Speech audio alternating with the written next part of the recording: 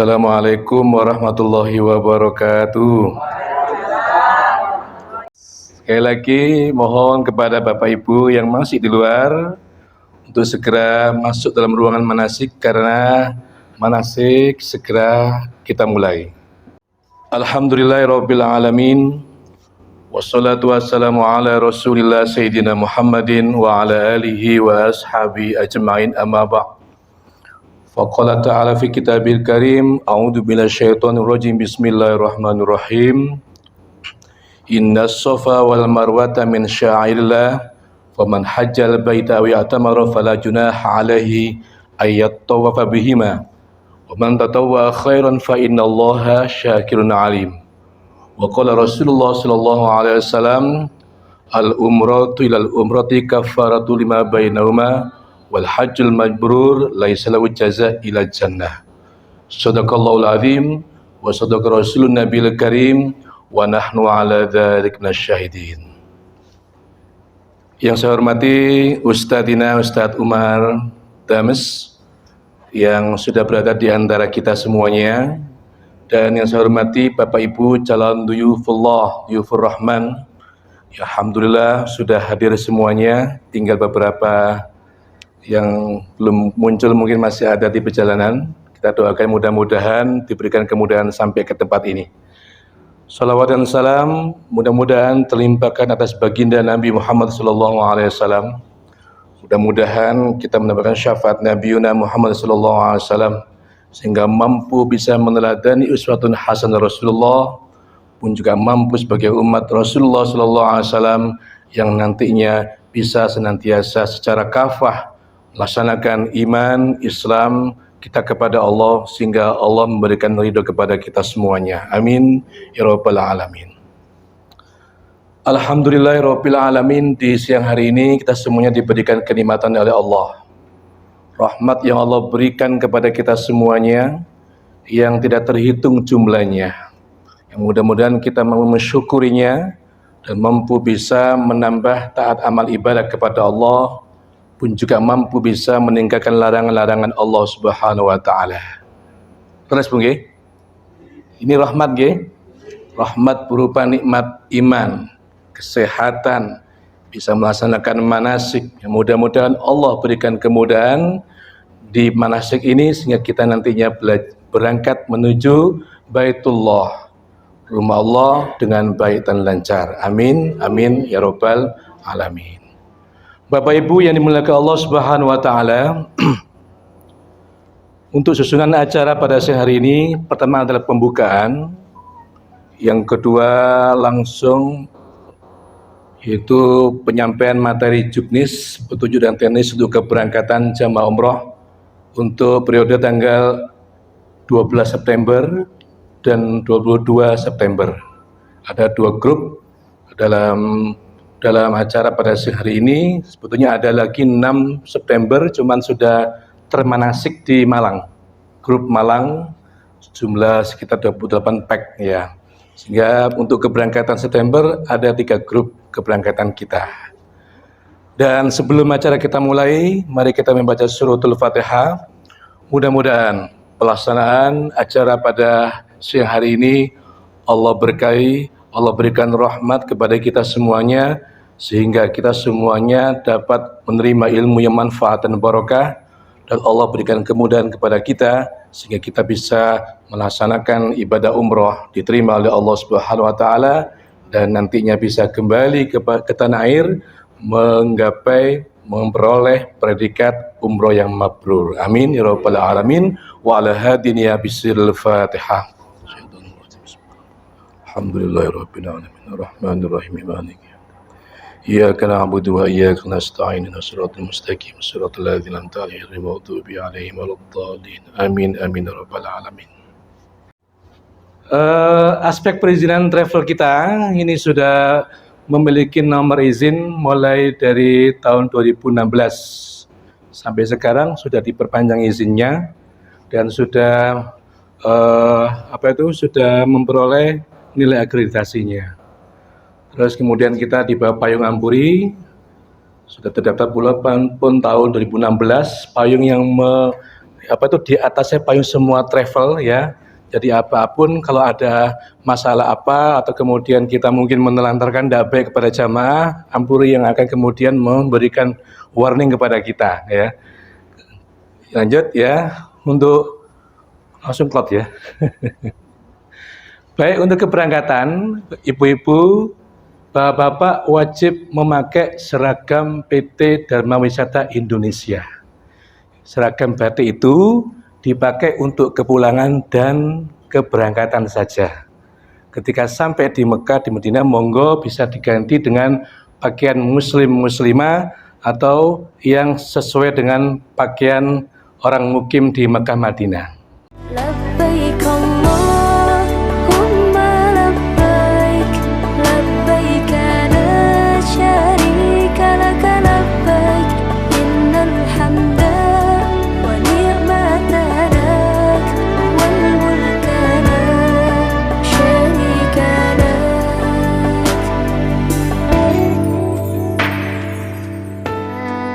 Dulu kau pernah bermimpi temuinya di tanah suci. Kini kau kan pergi, tunaikan panggilan ilahi.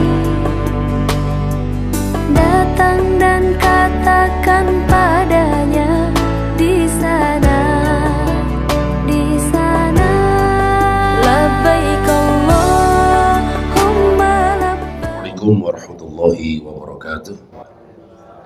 Hamidanillahi ta'ala wa sallallahu alaihi wasallam. Segenap para calon tamu Allah subhanahu wa ta'ala yang sangat saya muliakan, saya hormati. Alhamdulillah kita dipertemukan di suasana yang penuh kegembiraan. Mudah-mudahan kegembiraan kita ini bisa abadi selama-lamanya. Bapak, Ibu yang saya hormati,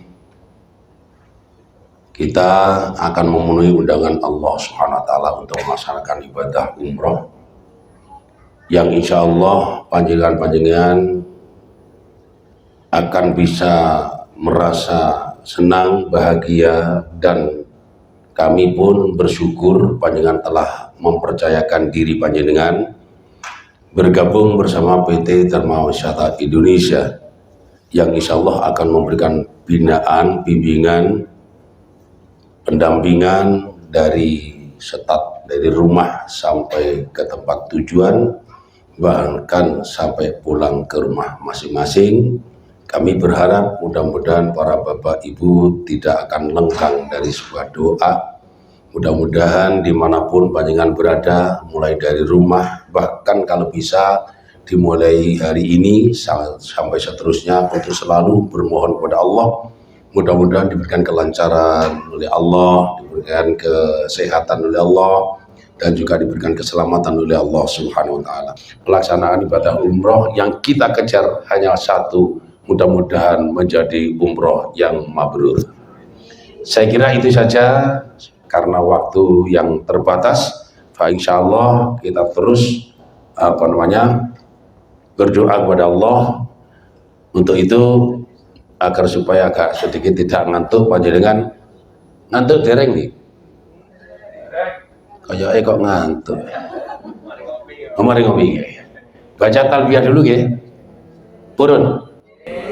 Labbaik Allahumma labbaik, labbaik la syarika laka labbaik, innal wan ni'mata lak, wal mulka la syarika lak, innal hamda wan ni'mata lak, wal mulka la syarika lak. Labbaik Allah.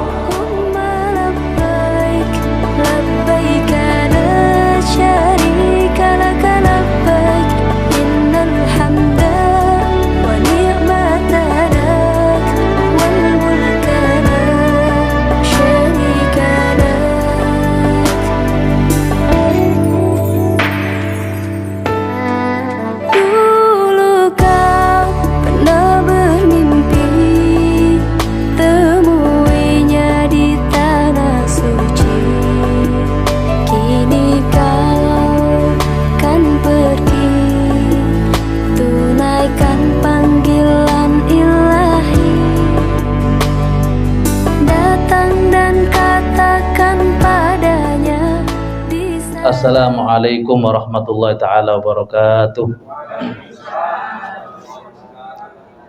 Alhamdulillah, wassalatu wassalamu ala rasulillah wa ala alihi wa sahbihi wa man wala. Subhanaka la ilma lana illa ma'allamtana innaka antal alimul hakim.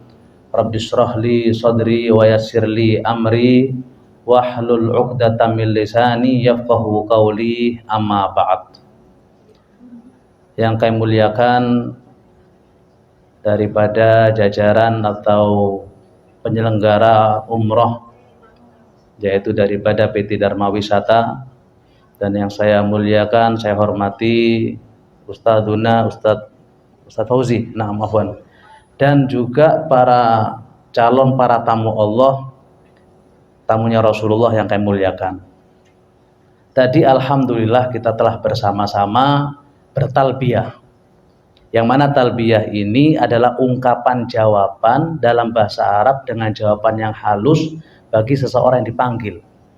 Misalkan di sana ada nama Muhammad, ya Muhammad labbaik, yaitu ucapan untuk mendatangi seseorang.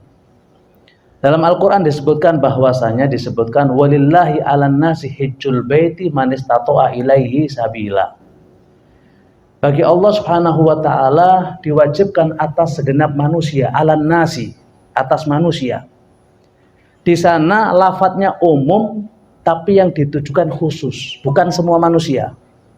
Lafadznya dalam Al-Quran umum, wajib atas semua manusia untuk mendatangi panggilan Allah, man istata'a ilaihi sabila, bagi mereka yang Allah berikan kemampuan untuk perjalanan ke sana. Mampu di sini ini adalah orang yang diberi kesempatan, diberi waktu luang, dan juga kelebihan daripada harta untuk perjalanan ke sana. Wa man kafara fa innallaha ghaniyun 'anil 'alamin. Barang siapa yang mengingkari, tidak mau dikasih kesempatan sama Allah, dikasih rezeki, dikasih waktu luang, tapi dia tidak berangkat ke sana, tidak mendatangi Allah, panggilan Allah, fa innallaha ghaniyun 'anil 'alamin, maka sungguh Allah tidak butuh atas semua alam. Maksudnya apa? Kita diperintahkan sholat sama Allah, Allah nggak membutuhkan dengan sholat kita, kembalinya kepada kita.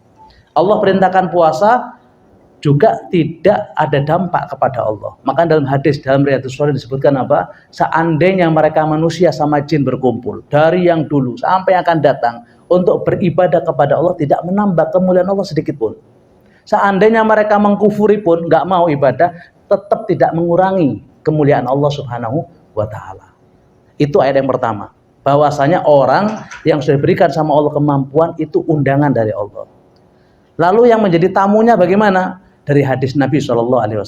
Nabi bersabda apa? Al-hujjat wal ummar wafdun mufudillah da'ahum fa'ajabuhu. Mereka itu dipanggil sama Allah, lalu bukan hanya itu, terus ada terusannya, fa'ajabuhu, maka mereka mendatangi panggilan tersebut.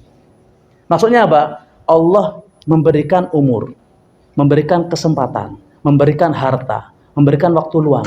Fa'ajabuhu, maka mereka mendatangi. Dengan cara apa? Dengan daftar. Baik daftar umrah atau daftar haji. Sehingga kalau sudah daftar, sudah manasik, sudah ada proses dari kitanya. Bukan kita ini pasif, bukan kita diam, tapi ada kemauan dari kita untuk ke sana. Tiba-tiba di perjalanan, kayak mungkin yang kemarin, tiba-tiba ada COVID, ditutup misalkan. Sehingga orang nggak bisa datang ke sana, lalu ditanya, loh kenapa nggak berangkat? Belum panggilan. Lah ini masuk akal. Memang di situ letaknya orang mengatakan belum panggilan. Tapi kalau ada orang dikasih kelebihan rezeki, dikasih waktu luang, dikasih kesehatan, ditanya sama kita, loh kenapa nggak umroh, kenapa nggak haji? Belum panggilan.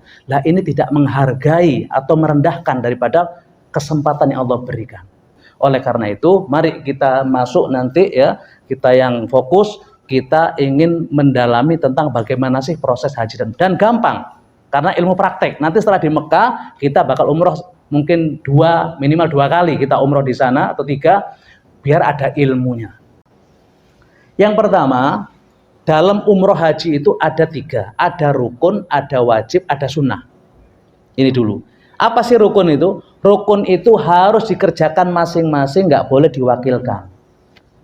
Harus masing-masing. Contohnya niat. Rukunnya umrah itu yang pertama adalah niat, ya. Mungkin ini syarat daripada syarat umroh, itu saja. Mungkin Islam, akil, berakal, balik, merdeka, bersama mahram bagi yang perempuan, berkemampuan, ya, dan lain sebagainya. Walhasil tadi itu kita sebutkan ada rukun, ada wajib, ada sunnah. Apa sih rukun itu? Rukun itu harus kita kerjakan masing-masing, nggak boleh diwakilkan. Contohnya apa? Niat umroh. Yang kedua tawaf. Yang ketiga sa'i, yang keempat tahallul. Nggak boleh kita wakilkan, nggak bisa dengan bayar denda. Kalau ada orang umroh nggak mau niat umroh, maka nggak sah umrohnya. Nggak mau tawaf juga nggak sah, nggak bisa diwakilkan. Tapi kalau yang wajibat itu bisa diwakilkan atau bisa dibayar dengan denda. Misalkan apa? Misalkan kalau ada orang pakai pakaian ihram ini misalkan nggak bisa, atau misalkan dia niat di mikot. Niat di mikot itu adalah wajib. Seandainya dia lupa misalkan, nggak niat di mikot, tengah jalan ingat, ya Allah saya belum niat, maka wajib niat. Maka karena dia nggak niat di mikot, maka dia kena denda kambing. Sah umrohnya, tapi kena denda tadi. Kalau dia lepas dari denda gimana? Dia pulang dulu ke mikot tadi untuk niat, baru dia lepas daripada kambing tadi. Itu wajibat. Di antara seperti itu. Kalau haji banyak, kalau umroh sedikit. Kalau sunnah apa? Sunnah itu kita kerjakan dapat pahala, kita tinggal nggak apa-apa, umum sudah. Nah itu umroh nggak lepas dari 3 ini. Ya.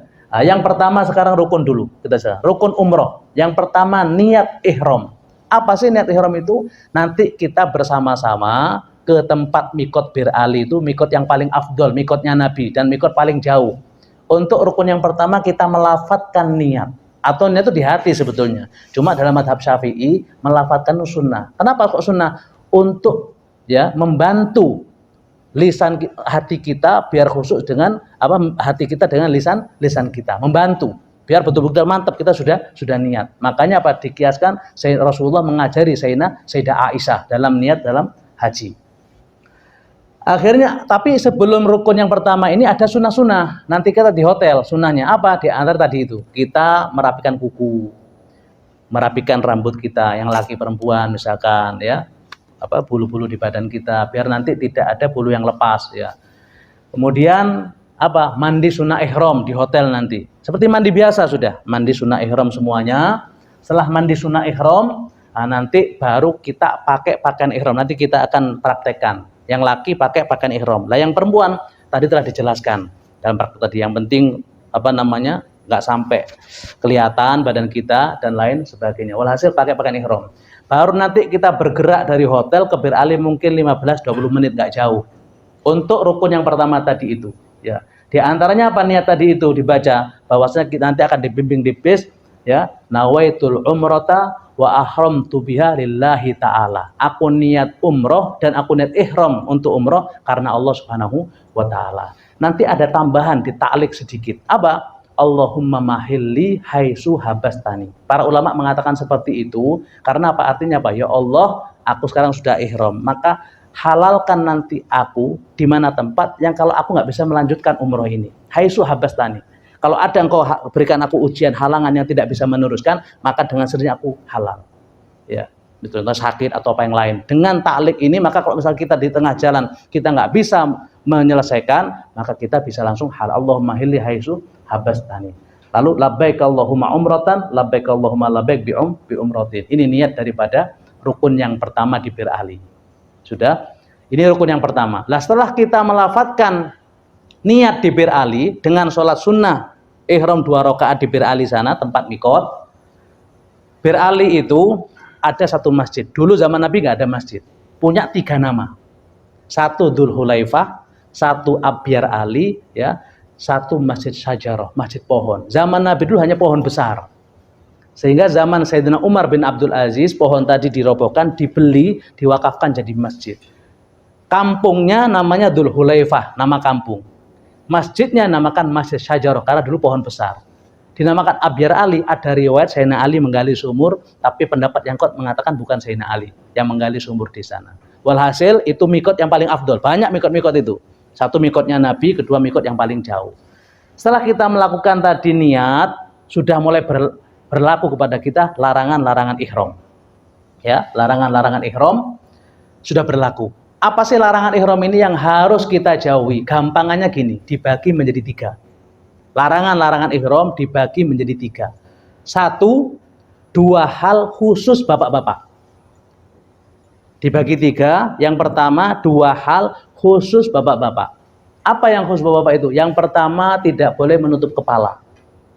Jadi misalkan nanti di bis kedinginan karena AC, jangan tutup kepala kita. Nggak boleh pakai songkok yang langsung menempel kepada kepala kita. Lah kalau payung nggak apa-apa, bis atapnya nggak apa-apa, asal yang menempel.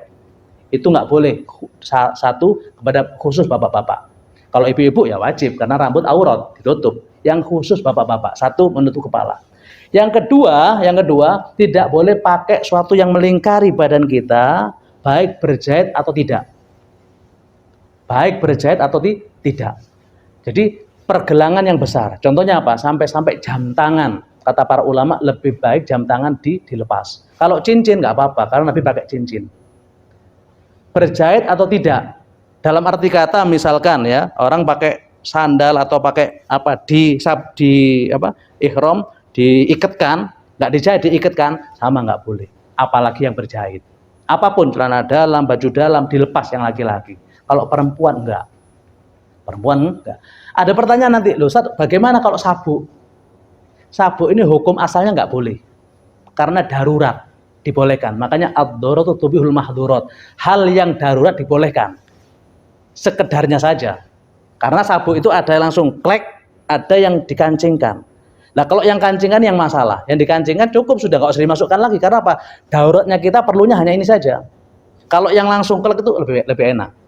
Karena kan nggak terbiasa kita pakai ihram, nggak terbiasa, takut mungkin lepas, takut apa, maka pakai sabuk. Dibolehkannya karena darurat. Lo pakai tas gimana? Tas pun sebagian mengatakan juga dibolehkan karena darurat. Karena apa? Menyimpan paspor, uang, macam-macam. Tapi kalau sekiranya nggak butuh, nggak usah. Ya, kadang kalau kita pakai ihram pinter pun nggak perlu pakai sabuk, ya nggak usah. Biar apa? Lebih sempurna umroh kita. Dibolehkannya karena ada darurat. Itu 2 hal khusus bapak-bapak. Ya. Nanti boleh yang belum paham tanya saja nanti. Lalu yang kedua, ada 2 hal khusus ibu-ibu. Apa yang khusus ibu-ibu? Tidak boleh menutup wajah. Wajah tidak boleh ditutup. Ya. Loh Ustaz, ana misalkan boleh nggak? Saya ini terbiasa pakai cadar misalkan. Apalagi banyak laki-laki zaman sekarang fitnah. Boleh nggak saya pakai cadar? Dalam madhab Syafi'i dibolehkan, ada pendapat tapi dengan catatan pakai sadel, pakai topi misalkan. Yang penting kainnya tidak menempel. Tapi afdolnya kalau pengen seperti afdol, nggak usah pakai cadar. Karena apa? Itu ujian memang. Ujiannya orang laki, yaitu melihat naudzubillah perempuan, apalagi di depan Ka'bah, ya termasuk dosa besar. Perempuan gitu juga melihat laki-laki sunnah ittiba, nah itu ujian. Penting harusnya apa? Saling menjaga daripada pandangan. Jangan kita maksiat di hadapan Ka'bah. Itu yang pertama. Ya, yang kedua, yang perempuan Yang kedua, tidak boleh pakai kofazen, sarung tangan yang semuanya. Kalau yang atasnya boleh. Karena apa? Khawatir Ibu manset ya, itu yang atasnya saja itu ya, itu malah bagus. Karena apa? Takut waktu kita mengucapkan salam ke Hajar Aswad lah kebuka seperti ini, maka nggak sah. Nanti kita syaratnya tahu, kita jelaskan. Makanya pakai yang itu biar rapat. Yang nggak boleh itu perempuan pakai semuanya kayak orang kerja itu, sarung tangan yang semuanya itu nggak boleh. Tapi kok atasnya saja malah bagus. Ini yang 2 hal khusus perempuan. Sisanya ini untuk laki-laki dan perempuan sisanya. Ya. Apa diantaranya yang berlaku kepada laki dan perempuan? Wangi-wangian.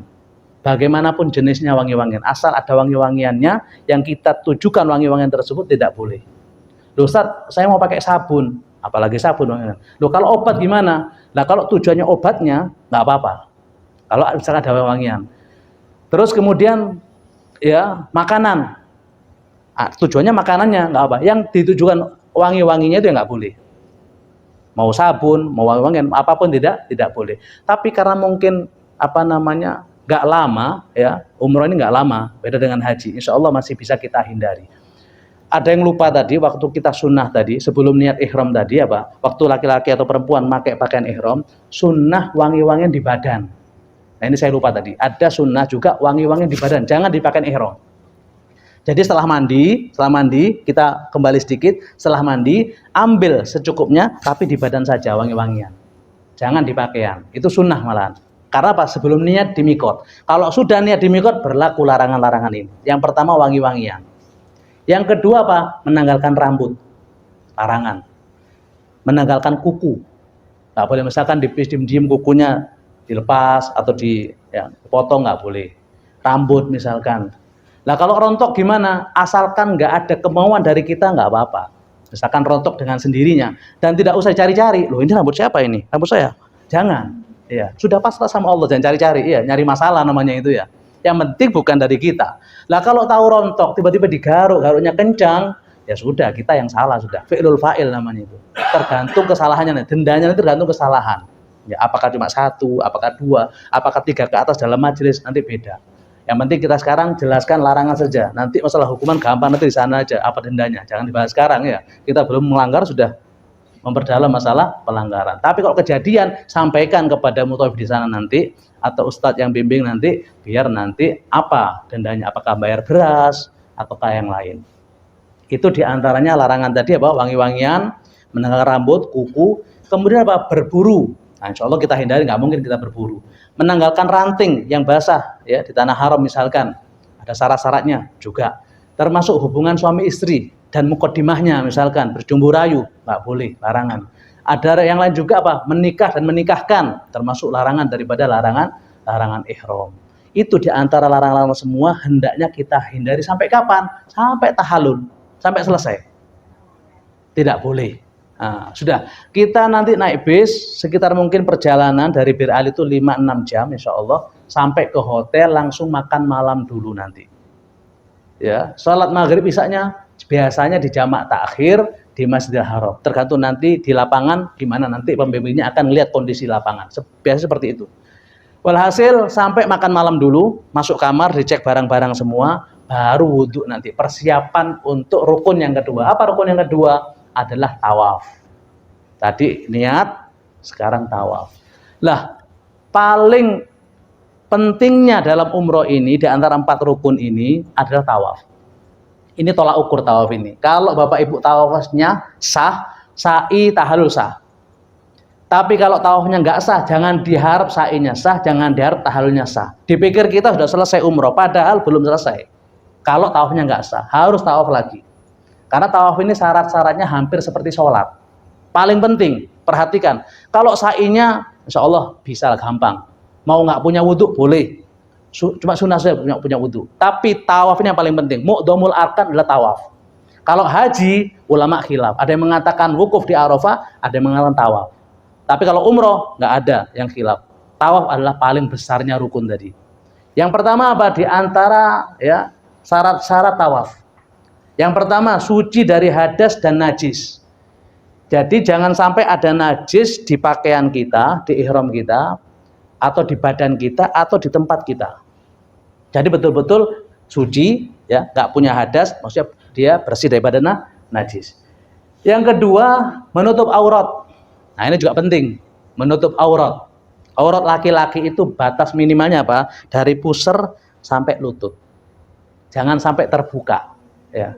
Kadang-kadang nanti kita lihat di Mekah sana banyak orang-orang musyrik yang gemuk-gemuk kadang, mereka kadang pusarnya kelihatan. Nah itu jangan dihukumi karena mereka kadang nggak semua orang pinter yang ke sana. Kalau nggak belajar ya nggak tahu juga. Dalam madhab Syafi'i termasuk aurat, maka kalau ada orang pusarnya kelihatan nggak sah tawafnya.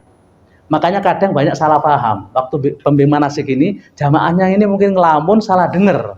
Gimana? Pembimbingnya ngomong, nanti pokoknya kalau tawaf pusarnya ditutup, jangan kelihatan. Kalau kelihatan nggak sah. Jamaahnya apa? Beli lakban, dikasih lakban pusarnya. Ya, dipikir orang masuk angin ya. Nggak kelihatan betul memang, tapi ya bukan itu maksudnya apa? Ihramnya diangkat maksudnya. Jangan pusarnya dilakban, bukan. Ini salah memahami. Maksudnya apa? Ihramnya diangkat, ya. Yang penting di bawah ini, di bawahnya lutut. Tapi kalau kita insya Allah nggak tutup semua, kita ada semuanya ya. Itu diantara menutup aurat. Yang perempuan apa? Kadang yang sering lupa ada rambut. Ini penting. Nanti diharap biar kita ini kan satu keluarga sekarang ini, nggak ada perbedaan. Satu keluarga harus saling mengingatkan. Biar sama-sama sempurna. Jangan kita mikir kita sempurna, orang lain nggak sempurna. Wah, bodoh amat, nggak boleh. Nah, kita harus saling mengingatkan. Jangan sampai putaran-putaran tawaf 7 kali itu ada rambut yang kelihatan. Karena rambut ini aurat. Kalau ada rambut yang kelihatan, maka putaran-putaran tawaf nggak sah. 2 lagi, bukan hanya rambut, tapi yang bawah ini. Nanti kalau kita sholat di rumah pun, jangan sampai mukenanya di bawah sini, jangan. Karena ini aurat. Keluar dari batasan wajah. Batasnya wajah itu ini. Makanya kadang mungkin ada yang bagus, ada yang nutup sampai sini untuk ihtiyat, hati-hati. Yang bawah ini jangan sampai kelihatan. Kalau sholat seperti itu nggak sah sholatnya. Sampai capek akhirnya nggak ada nilainya. Tetap punya hutang sholat. Begitu juga tawaf nanti, usahakan saling mengingatkan. Jadi majukan ke depan sini dan jangan sampai ada rambut yang kelihatan. Makanya kalau kelihatan, maka putaran-putaran tadi dihitung nggak sah. Itu aurat, ya, penting. Kemudian di luar Ka'bah. Gimana maksudnya luar Ka'bah itu? Ya tempat tawaf sekarang ini. Karena di dalam Ka'bah itu, nanti kita ke depan ada gambarnya Ka'bah. Di Ka'bah itu di bawahnya ada yang miring, fondasi yang putih, namanya sadarwan. Sadarwan ini termasuk dalam Ka'bah. Kalau ada orang tawaf sambil megang Ka'bah, seakan-akan dia masukkan anggota badannya ke dalam Ka'bah, maka nggak sah tawafnya. Makanya ada kata apa? Di luar Ka'bah. Atau Hijr Ismail. Ada orang tawaf nggak mau capek, kompas dia potong jalan. Hijr Ismail dipotong, nggak sah. Karena pada yang lewati dalam Ka'bah. Hijr Ismail itu masuk ke dalam Ka'bah. Apa kemudian? Di dalam Masjidil Haram. Ya tempat tawaf sekarang itu maksudnya. Dalam Masjidil Haram. Mungkin ada orang, oh saya ini biasa olahraga kuat, nggak mau di situ. Dia di luar, biar pahalanya banyak, tambah capek tahu pahala. Ya nggak sah. Ya di dalam Masjidil Haram. Mungkin sebelum ke bawahnya, ya Ka'bah sebelah kiri, ada yang penting juga harus punya wudhu. Punya wudhu itu apa? Jadi kita ini sekarang ini hampir semua Indonesia, Mesir, terus Yaman itu kadang bermadhab Syafi'i. Kita semua ini. Madhab Syafi'i ini kalau kita bersentuhan dengan yang lain mahram maka batal. Loh gimana kalau tawaf? Baru satu putaran kesenggol karena laki perempuan campur. Itu ujiannya. Kan batal terus, keluar masuk dan jauh tempat wudhunya, susah. Makanya meskipun ada pendapat dalam madhab Syafi'i, kalau bersentuhan lain mahram, yang batal yang nyentuh, yang tersentuh nggak batal. Ada pendapat seperti itu, tapi para ulama menyarankan apa? Menyarankan kita ikut dalam tawaf saja, ikut pendapat Imam Malik. Itu solusi. Makanya khilafnya para ulama itu bukan masalah. Orangnya saja kok nggak punya ilmu ya masalah. Tapi itu rahmat. Ada celah-celah yang kita itu ada solusi. Makanya ulama menyarankan biar kita ikut taklid pendapat Imam Malik. Kenapa? Dalam madhab Malik itu lebih mudah.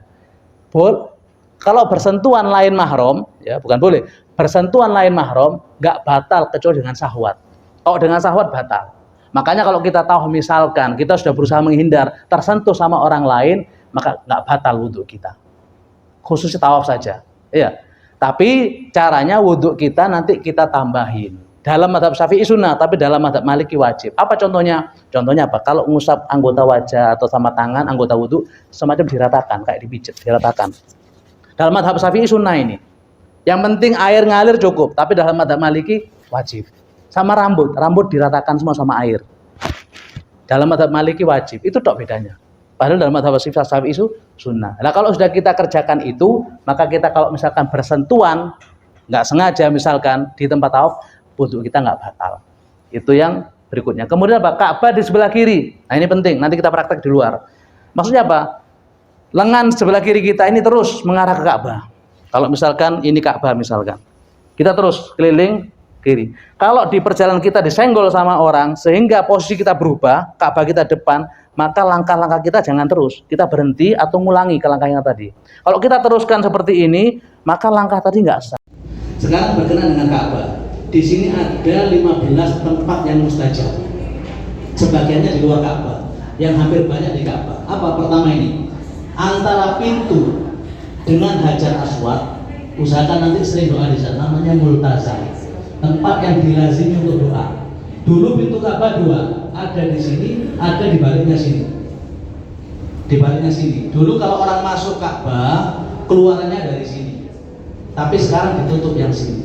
Lah antara pintu yang belakang sini sampai pojokan sini namanya Pak Mustajar.